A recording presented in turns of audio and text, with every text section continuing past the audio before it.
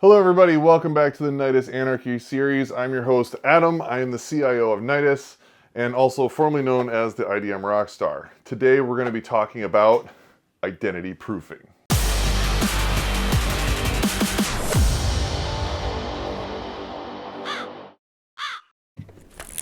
So what is identity proofing?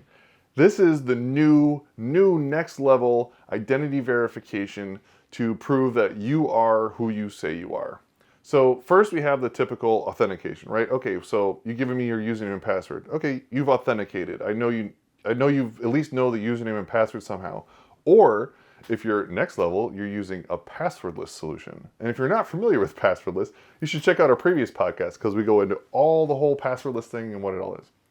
So once you've logged into the system, you've now said, hey, I'm authenticated, I am this person. But how do I know that Bob that just logged in actually is Bob, right? Like, I could have Bob's credentials and log in as him. So how do we know? Well, then we start going into the whole MFA stuff, right? We're like, well, now we need to really trick them. We want multi-factor authentication. So they have the username and password, but so that's the whole what you know. But now we need okay, you got to have something, right?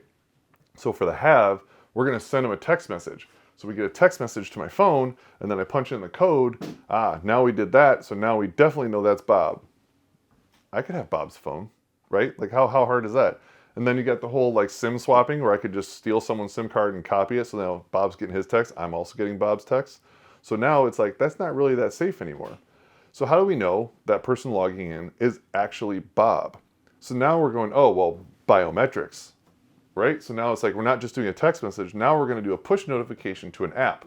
That app is going to prove that my face or my thumbprint actually is me. And then it's going to send me, hey, push yes, this is you actually logging in. Now we've locked it in because now it's not just what I know, it's not just what I have, but it's also some physical form of identification on me, right? No, that's still not true, right? I mean, I could be hanging out with Bob at the bar, he drops his phone at the bar, I pick it up and I add my face to his phone, and boom, now all of a sudden I can log into Bob's phone whenever I want to. So when Bob walks away from his desk, I can sit down at his desk, log in, get the phone, scan the phone, I pass the biometric, I pass that I have his phone in my hand, and I know his password because he writes it down and I took a picture of it earlier. So I'm not Bob, but I've just passed all three authentication mechanisms. Well, this is where identity proofing really comes into play.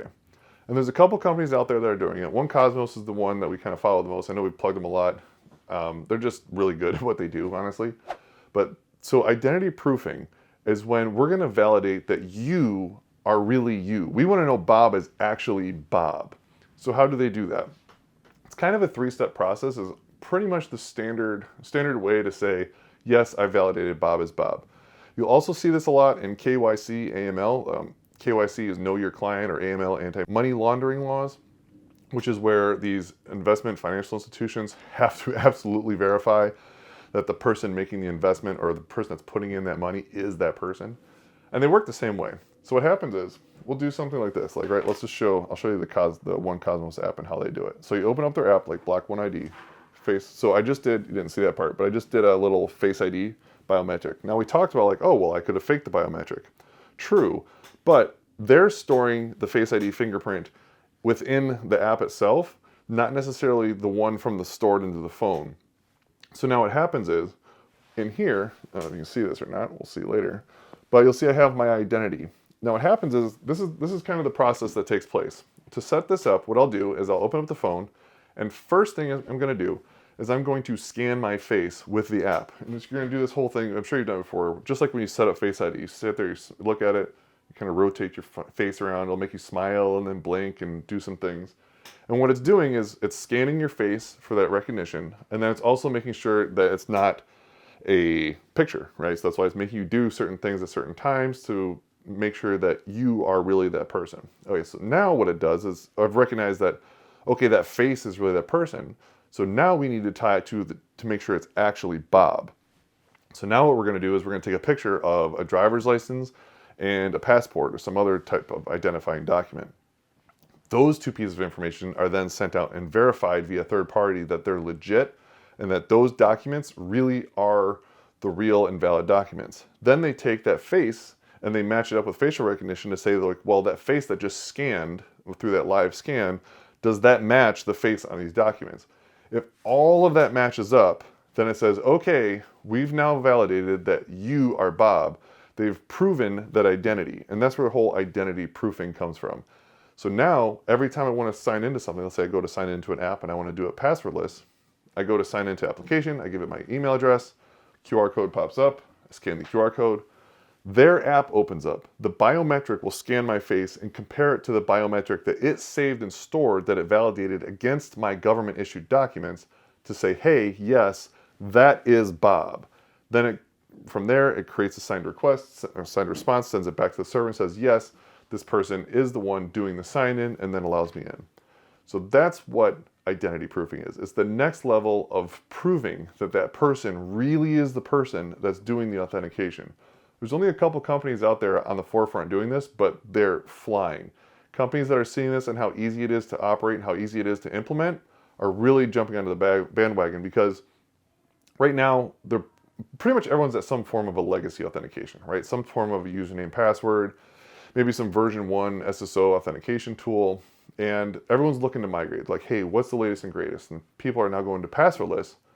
But when they're going to passwordless, they're also saying, well, since we're redoing everything and kind of re-architecting how we're handling authentication, where's everything kind of going?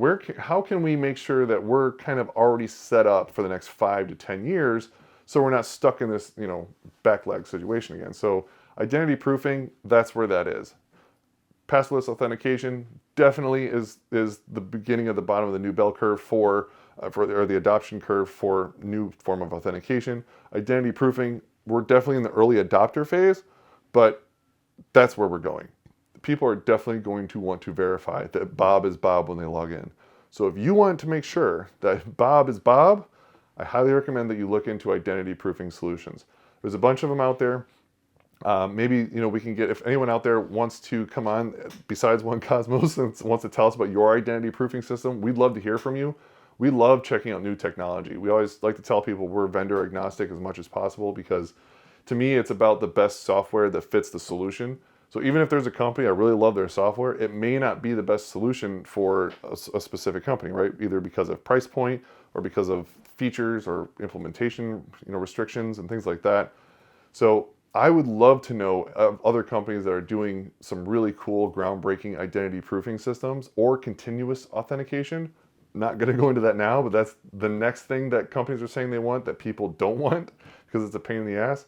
So if someone's figured out how to do continuous auth through identity proofing for authentication into, really secure systems, and it doesn't really intrude on impact of performance and users kind of hating life, I'd love to know about that too. So if you know of a company out there, please let me know.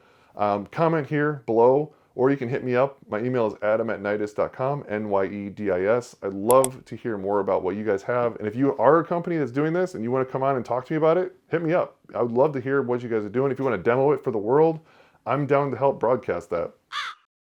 So with that, I think that's about all I can really talk about on the identity proofing side. I hope I was able to shed some light on it for you and maybe even learn something cool.